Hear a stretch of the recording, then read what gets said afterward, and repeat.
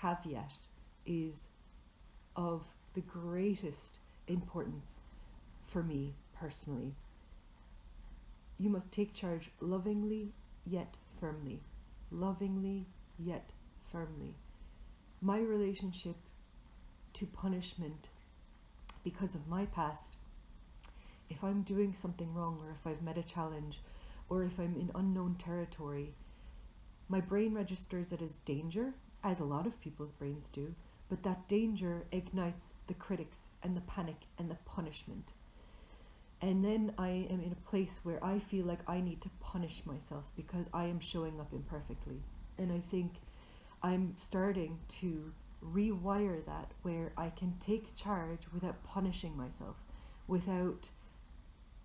I can manage my sugar intake without ripping all of the sugar out of my hand, with kind of lovingly lovingly tapering my sugar intake, and lovingly acknowledging my progress, after a week. Wow, do you know what? I didn't have nearly as much sugar this week. Instead of, I'm not off sugar yet entirely, so I've obviously failed. I found that just embracing the concept of love, even just towards yourself, can heal a lot and guide you the right way. But you have to practice that on the outside world as well. You need to practice it on the outside world as well, and I think that's where I recently failed. I agree, I totally do it all of the time. I apologize for my fucking existence. I'm not meaning to put words in your mouth, this is just my version of it. That my love for myself falters, and actually how I have been naming it and noticing it is abandoning myself. Abandonment is a big scar, and in my past, so much so that I'm like on the verge of disassociating talking about it, kind of, and I'm trying to stay focused. But abandonment is a really tough one, and I think because I was abandoned by those who loved me, or who was supposed to love me the most, my brain favored them and their decision, and has ever since. So when I am in a precarious situation where I'm unsure about how I will be received, or I'm unsure about my intention, or when I'm in that kind of unknown, chaotic space socially, I have a tendency to abandon myself, because that was what was done. And what that looks like sometimes is like that. A comment can show up, and I might have a trajectory or an idea or a thought I would like to finish, but your comment, not to say that you shouldn't comment, you should absolutely comment, and I really am excited to start a conversation, but I have to work through my trigger of feeling the need to tend to you first. I have to tend to me first, because this would be a really boring stream if I constantly only tended to everybody else. There would be no center, and to be a streamer or a facilitator, you have to have a center, on some level, and you have to be somewhat in touch with it. You don't have to be engaged with it 100% of the time and be fucking guru-like in your, embodiment of it, but that it is important in a successful stream or facilitation or creative endeavor to hold center for yourself. I just needed to say that. Love and just towards yourself, exactly. And the idea of being that vulnerable terrified me, so I just focused on loving myself, and that's it. Yeah. It's really I don't listen enough to Brené Brown. A lot of my friends listen to Brené Brown. I know, and her research on vulnerability, like I remember, she's great. She talks about vulnerability. I'm sure everybody knows who Brené Brown is by now. If not, look her up. She's wonderful. I've only really, I think, seen like her TED Talk, maybe read extracts and stuff like that. And I agree, I have that same thing. If I'm in a situation where I'm vulnerable, because again, historically, my boundaries haven't existed. That's it, actually, they kind of haven't existed. So if I'm still catering to a young Mora, like a child Mora, whose boundaries aren't in place yet, or you're non-existent, then opting out of life is really the best way for me to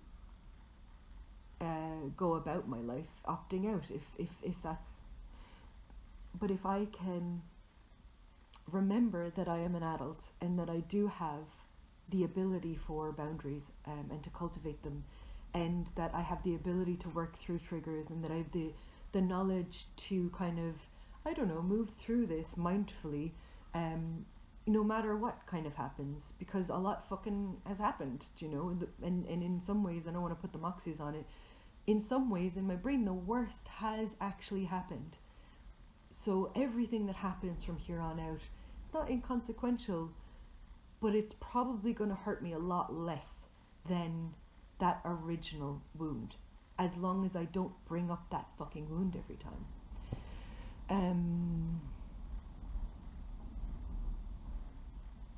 Uh-oh. And I heard which one, I'm sorry, I lost track of what I was talking about. I know nothing of the subject, but I'd like to learn. Idea of boundaries is so new to me. Okay, cool. I'm again talking to the choir. I'm delighted that you're here today. I'm really delighted that you're here today. Trying to learn how to practice it. Same. I recently had a relationship that was so negative for me, and I had to make boundaries in order for it to be manageable for both of us. And it was terrifying, but it gave me strength and confidence.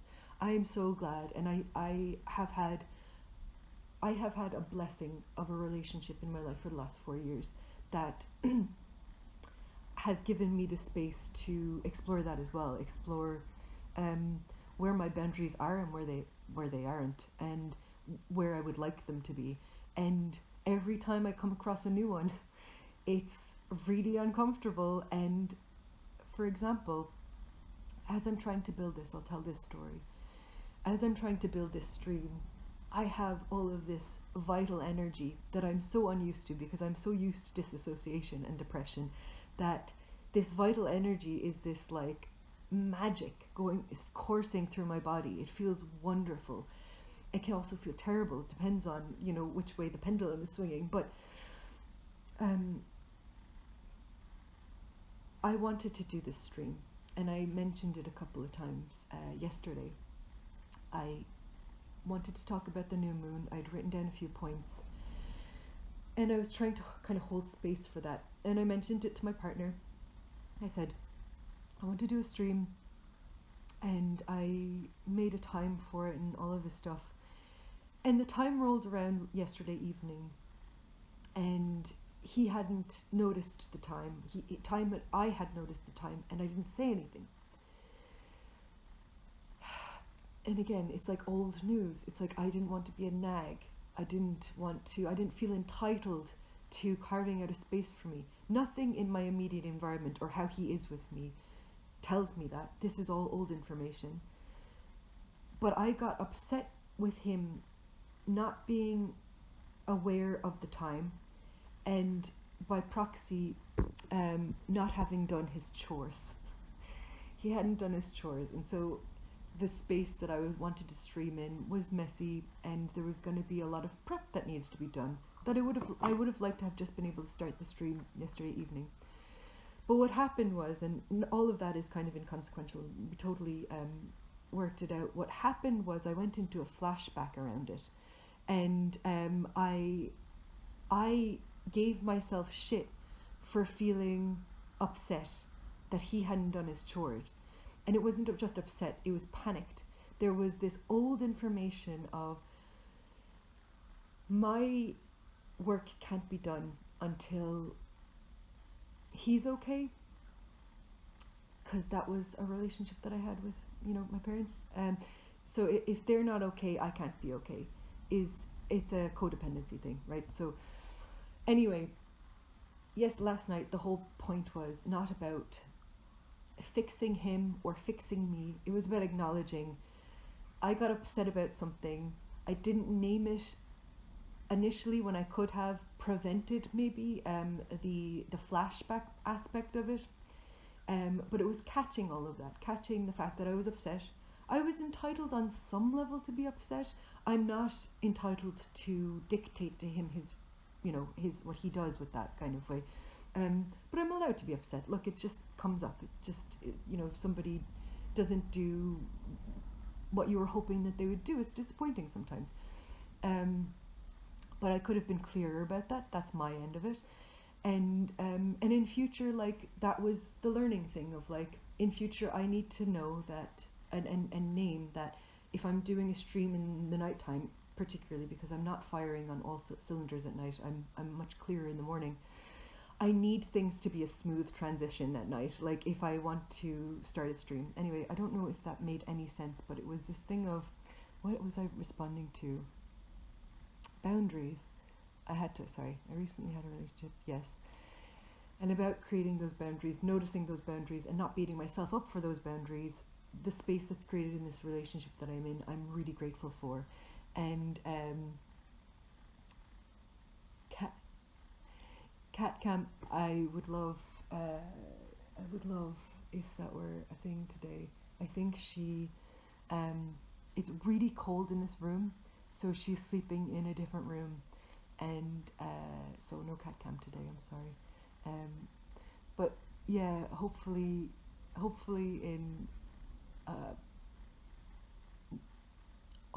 soon there will be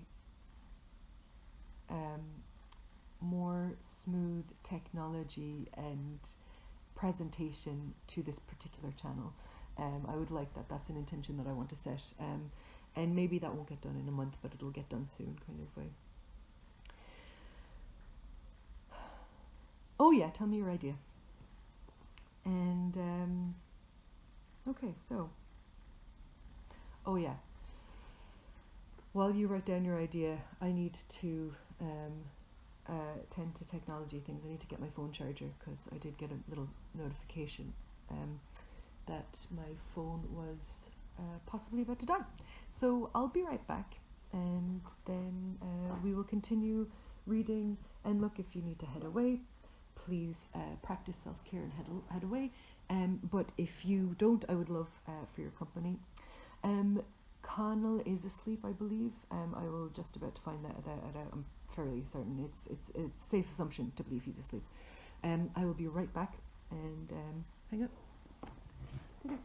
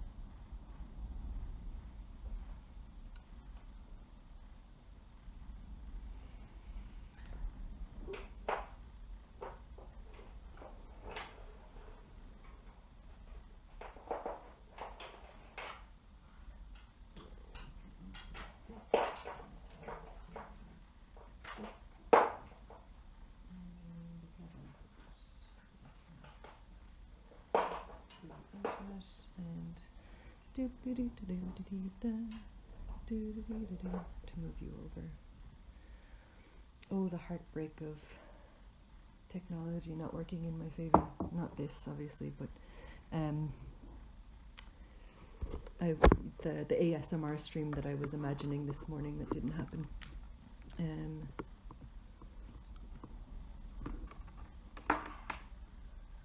The universe had different plans, I suppose.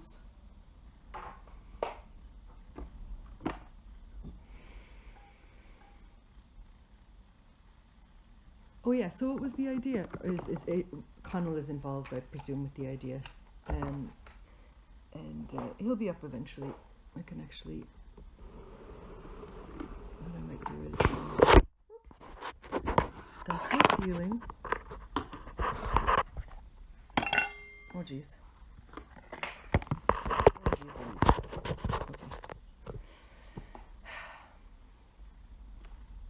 I'm gonna go give this to him and I'll be right back actually. Just in case he wants to mod. Not that there's a whole lot to moderate, but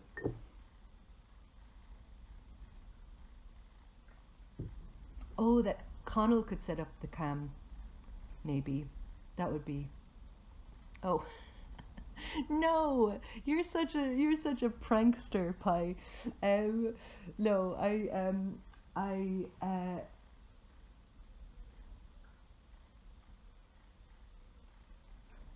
Connell's mornings are difficult enough. He hates mornings. I don't want to put more complications into his mornings. For my own self-care as well as his. Because, that's just not fun. One second.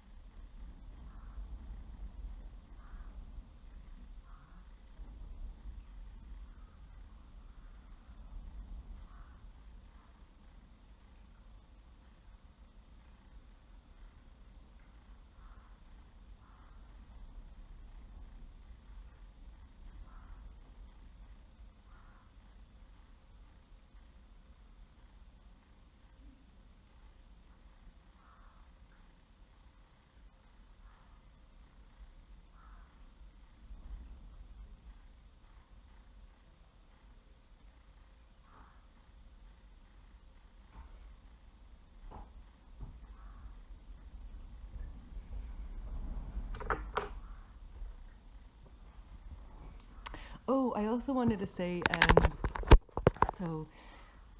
today is Friday, and I heard a really good thing recently, or what am I trying to say? So, Friday is named after Freya, I believe her name is. Peace was never an option. So Freya, which is kind of, I think, like a Norse equivalent to Venus. And I wanted to bring that into the field today is I've been trying to take the names of the days of the week as a natural cycle as well. Monday, Moon Day. So Friday being Venus, and Thor's mom, I guess, is Thor's mom Venus? And hang on, oh baloney! 1 second. One more thing.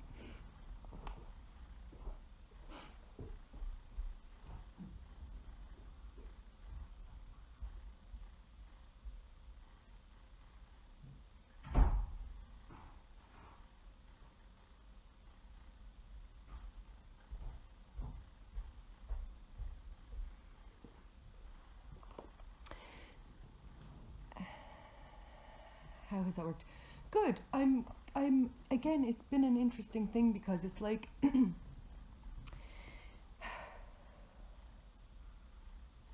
everything has a different energy, do you know? Days do, months do, seasons do, and they're not set. They're very so rarely set. Like, have I ever had the same January, 2 years in a row? No, absolutely I haven't, kind of way. I haven't had the same Friday 2 weeks in a row. Isn't Taco Tuesday? And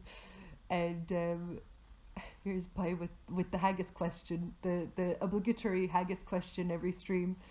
Thor's mom, how has that worked? So, and haggis and Tuesdays, yes, haggis. Yeah, it's a food.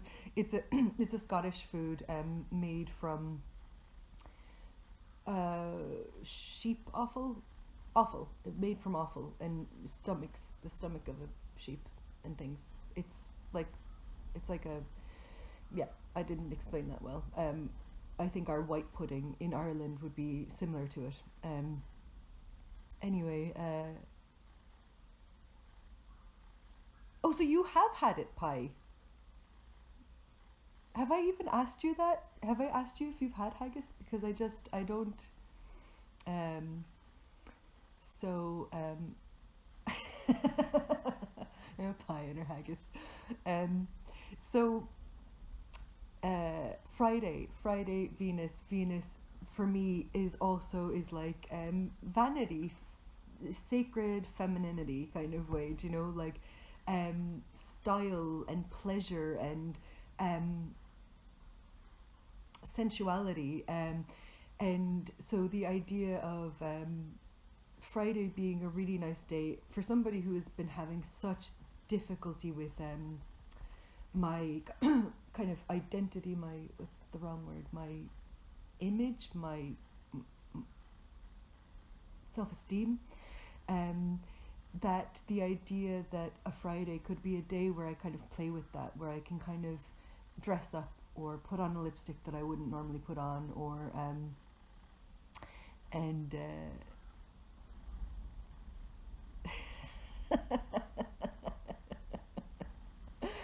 pie. Yeah, still haven't done that. I anyway. Uh, the octopus and PB&J does sound risky for sure. Um, so yeah, Fridays being a day to dance with Venus kind of way, and even dancing actually is a really nice. Okay, so I'm going to read a little bit more from the book. Um,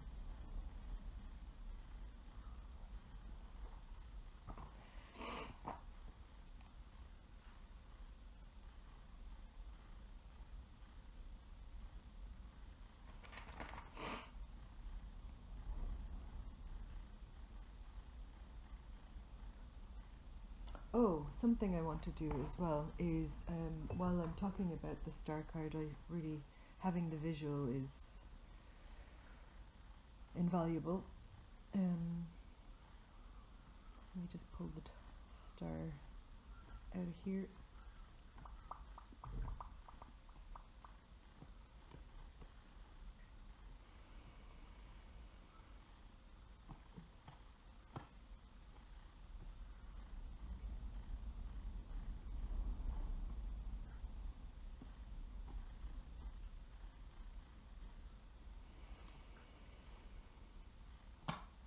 Okay, so this is the star. I wonder if I can put her up on something.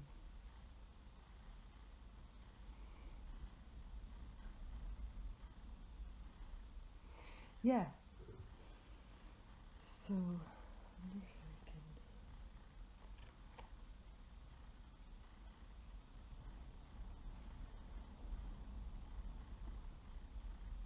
It's small, but it's there. Yeah. So this is the star. And the reason I wanted to put that visual up was because the next thing was kind of describing the card. So water flows into the pool from the vessel, symbol of the human body, in the goddess's right hand, signifying that it is your conscious choice to engage in these self-sustaining activities. In addition, this symbolizes the aspirant pouring the insights and inspirations gleaned from self-reflection back into the collective unconscious to become available to influence and transform others. And I'm thinking about that even in terms of this book that I'm reading. This book, I don't know, is probably, I don't know when it's from. Maybe 70s, 80s. If I were to just throw a guess at in terms of some of how, like, she's pretty good that she doesn't feel very dated. This was in 2000, but I think that it's probably in a little bit. Anyway, the point being that I have had this book on my shelf for a while, and I went back to it for specifically that, just kind of deep diving into certain of the major arcana that were just kind of popping up in my life over and over again. Or like that, you know, the moon and its phases always has a corresponding star sign. So as I said, the new moon is in Aquarius, and Aquarius is the star. Each star sign, that's the wrong thing to say, doesn't matter, has a corresponding tarot card,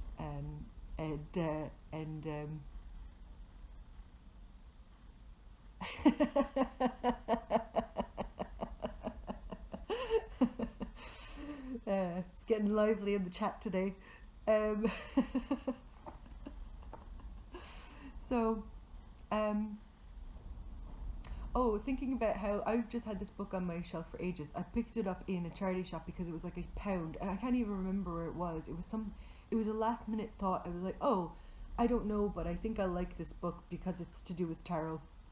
And I didn't look at it for a while, and it was kind of starting to kind of come back.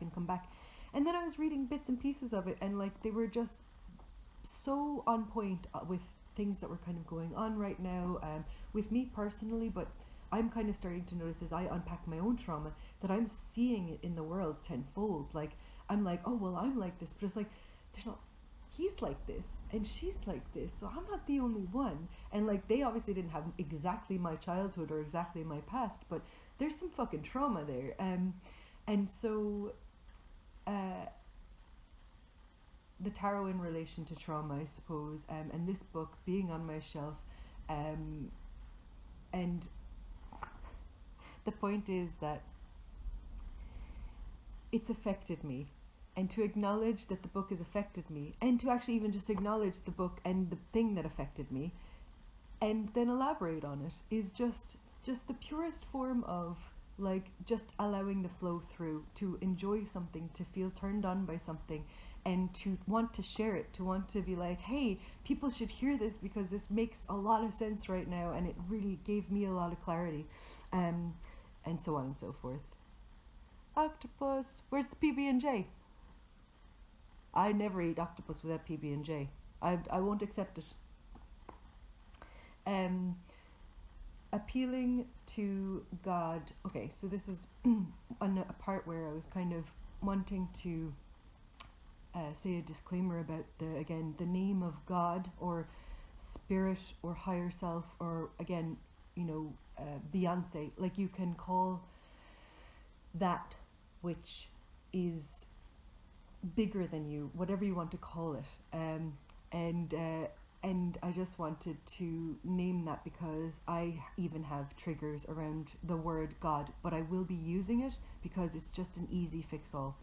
For right now, I don't have a word that I would use in its place. Anyway, appealing to God for guidance and direction is the process of opening your mind and heart through prayer and meditative practices. Prayer is the act of beseeching your higher self for guidance. Her knees are bent, signifying the practice of falling to one's knees, physically or symbolically, to request help from on high. And I think back to what we were talking about earlier of after the tower, when everything is fallen apart, when what we thought we knew, we don't fucking know. What do we do? How do we address that? Where do we begin? And I think that is the answer right there, is to get still enough, to be able to get still enough to hear the highest version of yourself, your best common denominator. You know, the part of you that holds all of your best experiences and highest skills and attainments. Like, that part of you exists in you.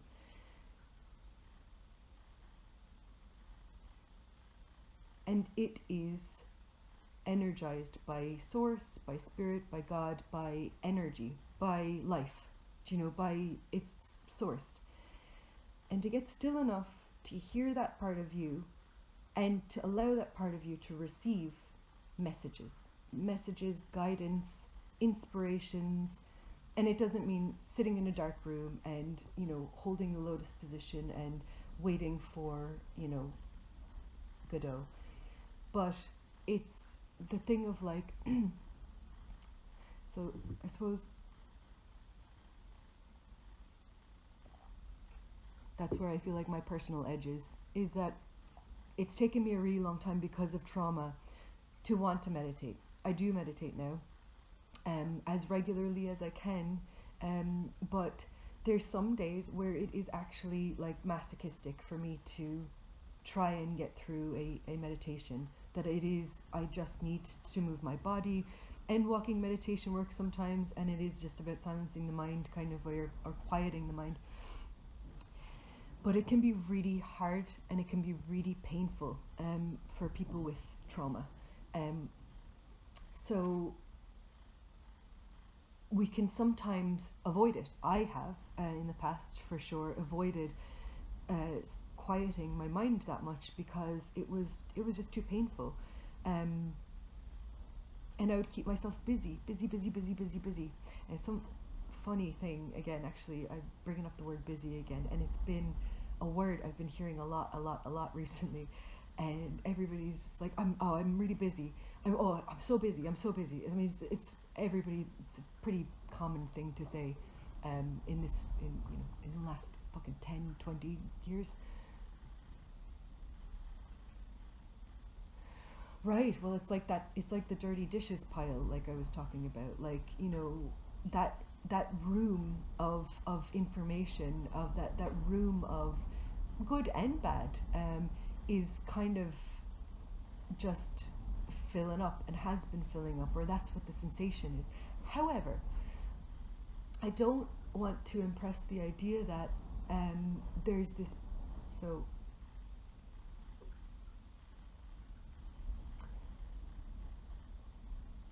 too many concepts flooded into my head just then, so I'm going to go back to reading to ground me back into this concept, and then if any of those things kind of creep back up again, I'll say them. Prayer is the act of beseeching your higher self for guidance. Her knees are bent, signifying the practice of falling to one's knees, physically or symbolically, to request help from on high. She recognizes her limitations and now asks for the guidance to go beyond them.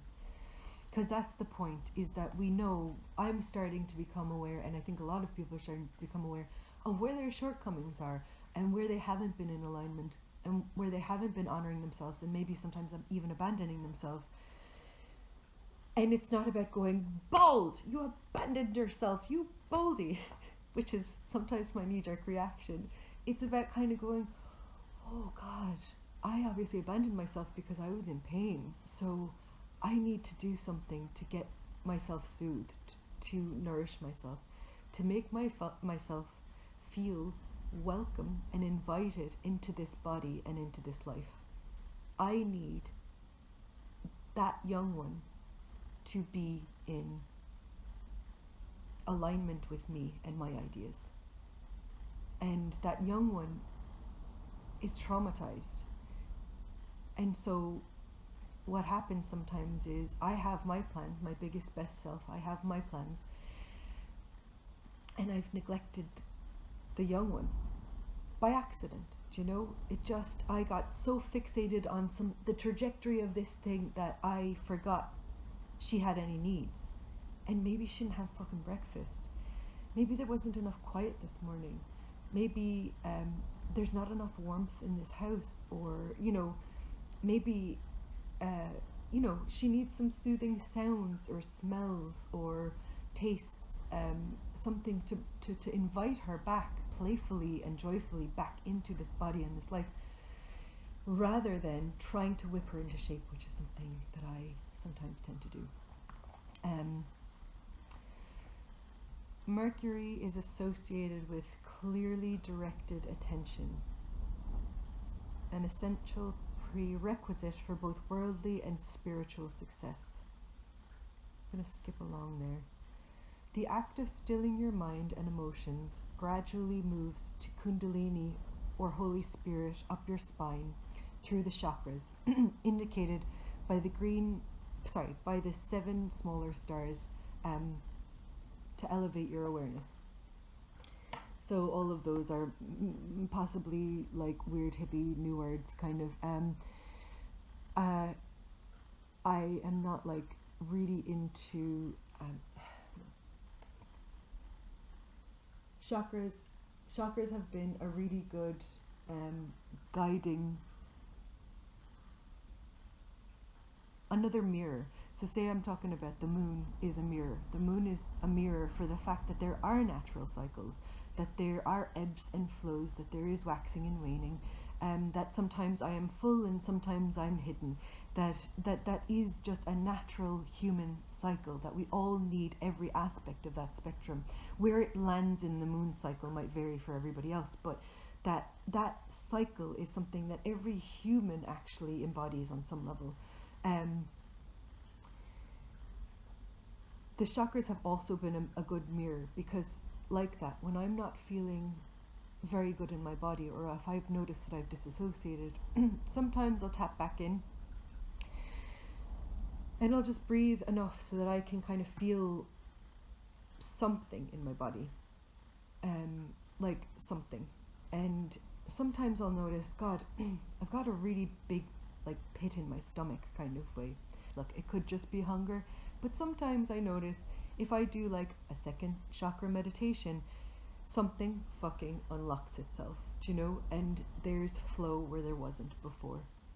There was stuckness and then there was flow, because I paid attention to something that felt stuck in my body. And then I use that again as a mirror, like if it's my stomach, or, you know, depending on which chakra it is kind of, you know, aligning with. Thank you so much, Smooji, for coming in. I hope I didn't bore you to death, and I hope you get a good sleep. Thank you for tuning in. Thanks for tuning in.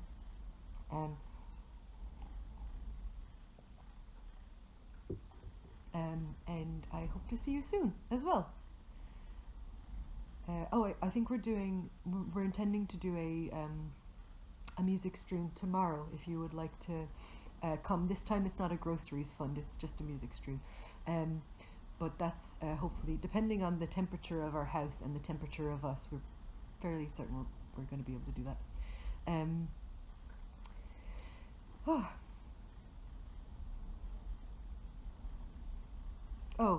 So chakras, Kundalini. Again, I don't know how much or how little anybody subscribes or knows even about these concepts, but very quickly, chakras are energy points on your spine. Kundalini is the name for when there is flow between those energy points and through those energy points. That's Kundalini. And that has been something, again, during this kind of unlocking and untangling of trauma that I have actually been genuinely experiencing. I've heard about it for years.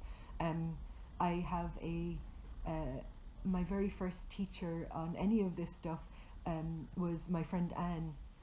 And, you know, she taught me tarot, and she introduced me to a world where there was spirituality. I grew up in kind of a Irish American family. We moved to Ireland when I was around 8 years old, and you know, spirituality in Ireland or Irish community is bleak. It's bleak. I've met a couple of Irish people whose faith I kind of was like, oh yeah, that's beautiful, but mostly it's either hidden or, you know, I don't know, like, I think everybody kind of knows the, you know, different aspects of Ireland and the Catholic Church and the traumas involved in that. So to have spirituality introduced to me from a standpoint outside of those traumas was really, really important and really, really helpful. Probably saved my life. Art saved my life, and then spirituality, kind of liminally. I've never particularly subscribed entirely to any one thing. I don't think. I think I very much pick-a-mixed my way through a lot of spirituality. Probably a typical white girl in that sense. But I but the stuff that I do resonate with, I do research, you know, and I learn about. Anyway, prophetic powers are created by the proper alignment. Tarot and Kabbalah. In the Tarot and Kabbalah, trees are likened to humans. The body is the roots and trunk, the foliage your head and brain. According to legend, the Buddha sat under a tree and meditated until he reached enlightenment, just as you remain under the dominion of your physical body and world until you aspire to more objective states of awareness. The act of summoning one's God self through concentrated effort and loving desire slowly draws your life force up from the base of your spine to the pineal, and pituitary glands, centers of higher consciousness within the brain. Scientific research demonstrates that prayer and meditation stimulate these glands to release chemical substances which induce certain physiological changes, balancing the body and clarifying the mind and emotions. That's another point that just popped into my head of, because these things, mind, body, spirit, right? Mind, body, spirit, they are interconnected. And so if I'm sad, I can't just kind of go, be happy, right? But if I'm sad, I can move. If I can motivate myself to move, I can move my body. And if I move my body will probably release endorphins. Sometimes it works, sometimes it doesn't. But it's this thing of like, I think I'm starting to just rewire my brain to help myself in that way, rather than get stuck in the fact that there's a room full of dirty dishes that I haven't done. There's also this possibility that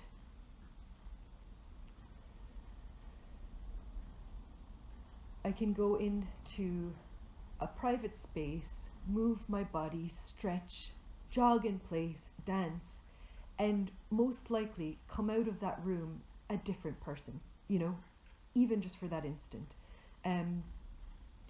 There are lots of different tools like that. Of course, there's meditation. There's even having a nap or a sandwich or taking a shower. There's a million different self-care regiments, I think, that we're all probably, again, learning during this time. And the more that we use them and the more that we go toward joy and pleasure in our own lives, the more joyful and pleasurable our lives will be. And that the joy and the pleasure is the thing that we're trying to catch, and not the attainment. The attainment will come, and we will get that. If I mind myself enough that I can be the best version of myself today, I'll have the best version of that day that I can have. And so sometimes I'm out here trying to, you know, cultivate the attention or motivation to do this thing, when actually this needed some centering and this needed some attention. And I'm all thumbs today because I haven't checked in with myself, or I haven't fed myself, or haven't slept enough. And to kind of go back into soothing if we need to, and that's really important.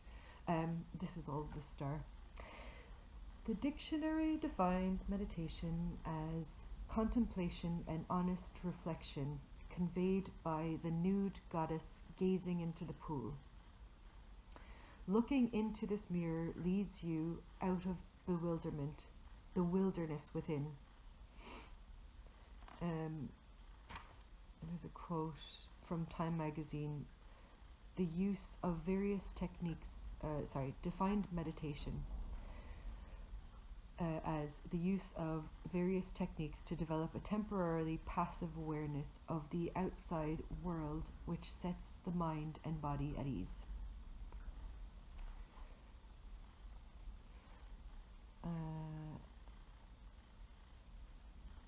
I agree.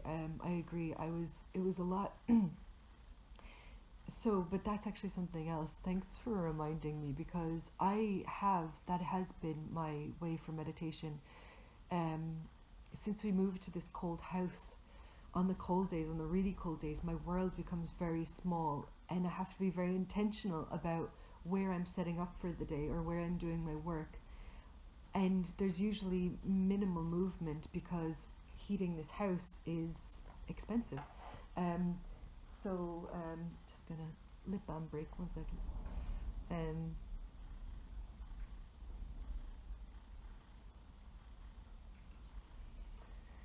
and so I've been doing a lot more seated meditation during this winter. And I think it's because of that, because movement doesn't feel like an invitation when your house is an icicle. So I've been, just noticing, and like that, I kind of said this on one of the other streams, like I have these meditations that I do. They're like chakra meditations, and they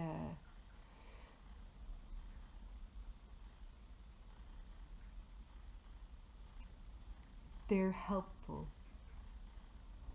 but they can also become, if I'm listening to them on days when there's a flashback or when there's some kind of charge, if I don't allow myself to move enough to release that charge somehow,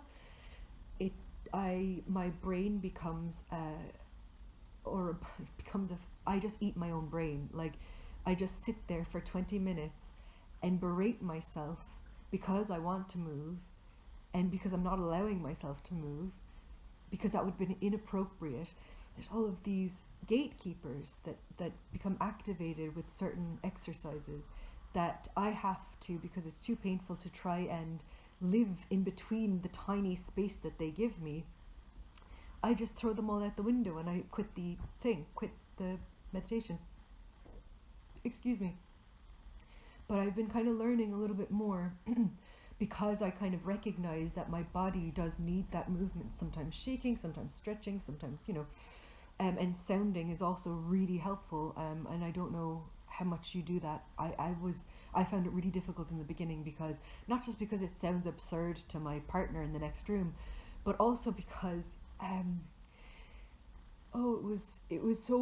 it elicited such shame sometimes that the shame was just overpowered any goodness that the sounding could have done, kind of way. So practice self-care, and honor your own resistances too sometimes, within reason. I got some Indian clubs and I tried them recently, and it was such a peaceful experience. I'm excited to continue with that. What is that? Indian clubs. Tell me about that. I don't know anything about that. But yes, I agree. The movement is more, it's just easier for me to kind of get to a good place in my head if I incorporate movement. Speaking of which, I might change my position a little bit.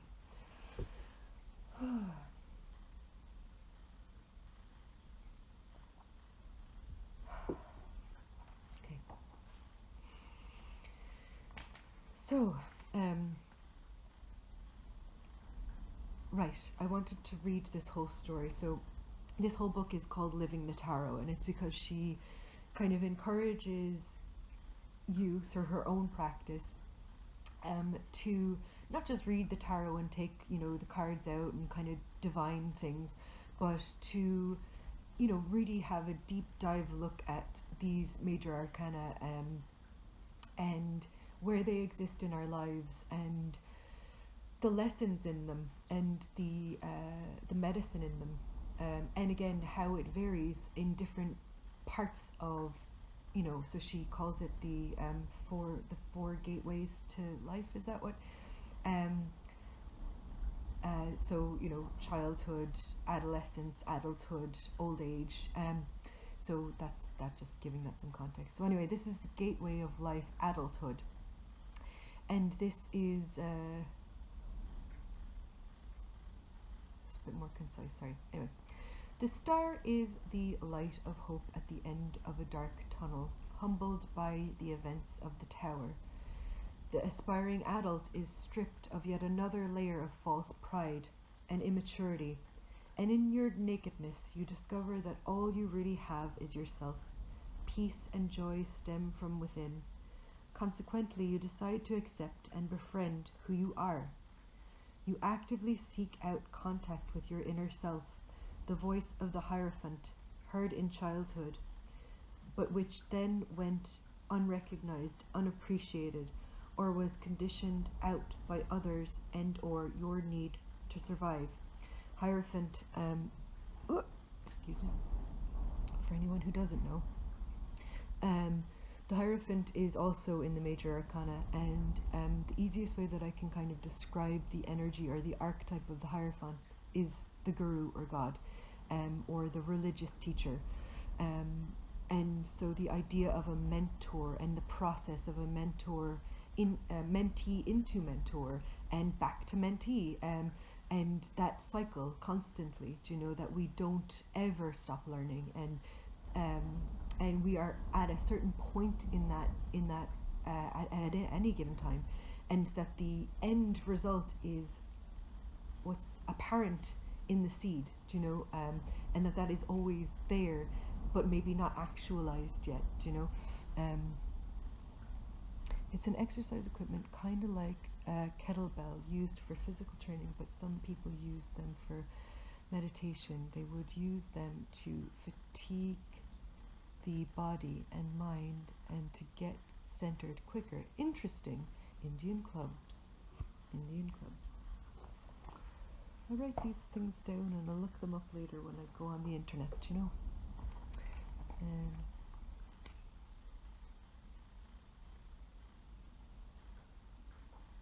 And you've been finding them helpful.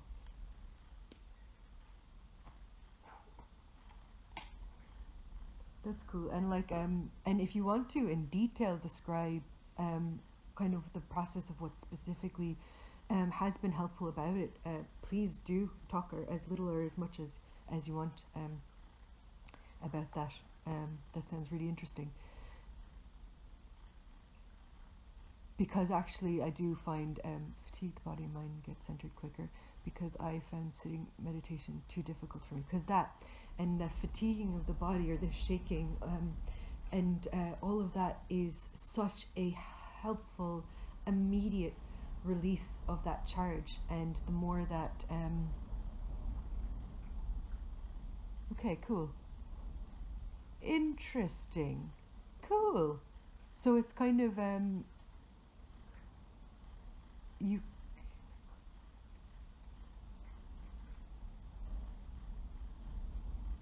that's really cool. I'm gonna look that up when I get off. That's deadly. And I can imagine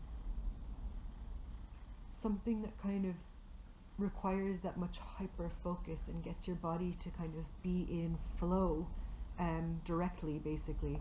That's really cool. And probably extremely meditative and medicinal. Oh, so the Hierophant is kind of guru, stuff.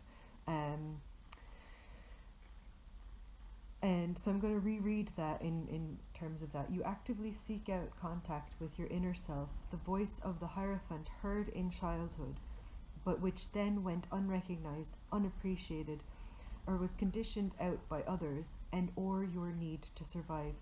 I kind of notice, and have noticed for the longest time, and I think it was probably Eve Ensler that pointed it out to me. Not personally, I don't know Eve Ensler, it was on a TED Talk. But that the medicine to a lot of what ailed me personally was my own little girl. And what I remember of my little girl, and how resourceful and creative she was, and the joy and the play that she would approach things with. And I find as well that has been something that I've noticed lacking in the world at large, is a space for everyone's little girl, men and women alike, or non-binaries, that it's that energy of the kind of curious little girl, open-hearted, naive nearly, that energy has been something tragically missing during this time, and possibly in our lives before that. That's how they got popular in Europe, was through sideshows. Okay, juggle them with. That's what I was imagining. Okay, cool. So it was kind of it can be performative, but is also a self care ritual. That's really cool. And I would love to test my coordination on something like that as well. Now that I'm kind of relearning how to use my body and what it does. At this time, you reconnect with your conscience and allow it to be your guide. You now have the option to rebuild your life with the objective of living honestly. Kabbalists say you seek to build your life on the sure foundation of eternal being. When you are attuned with yourself, you shine like a star. I thought that was a really beautiful sentence. I underlined it. When you are attuned with yourself, you shine like a star. It's twee and all, but it's so true. I think, you can see it in other people. I that's how I kind of started to recognize it more, is that a friend might look grey, one day, and then an hour later, because of a phone call or because of a tasty dinner or whatever, they're full of light and vitality and energy because they have joy and life in their bodies again, and they're attuned with themselves because, So when you are attuned with yourself, you shine like a star. You vigorously pursue living in accordance with the greater truths and apply the rules and tools of the game of life daily. Spiritual aspirants find that prayer and meditation teach you to live in a meditative state, and that all activities may be considered spiritual practice. With increased frequency, ordinary interactions become metaphors for spiritual growth. You become focused, disciplined, increasingly objective and hopeful.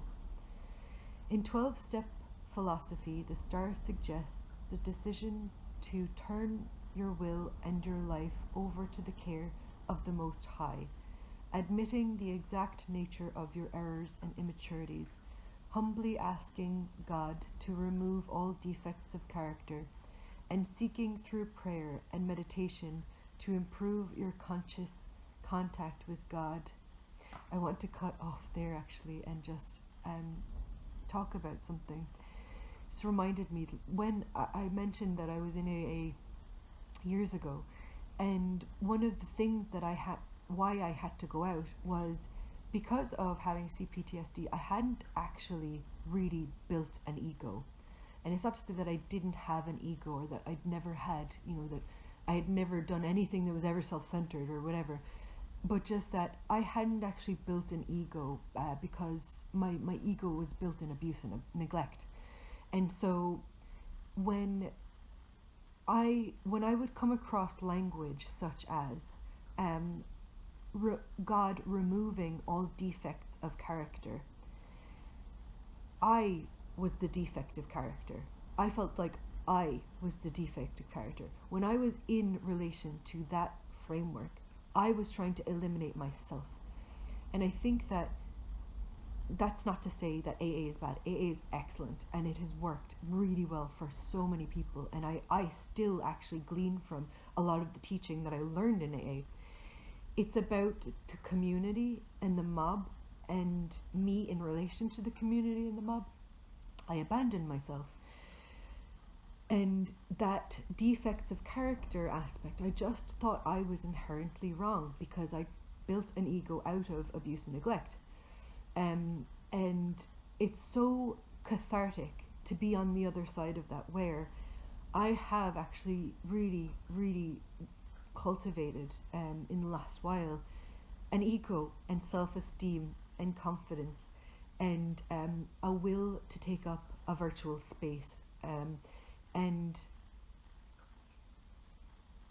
it's really good to read that in its right size and to kind of understand at this point that I am not the defective character, that my abuse is actually the defective character.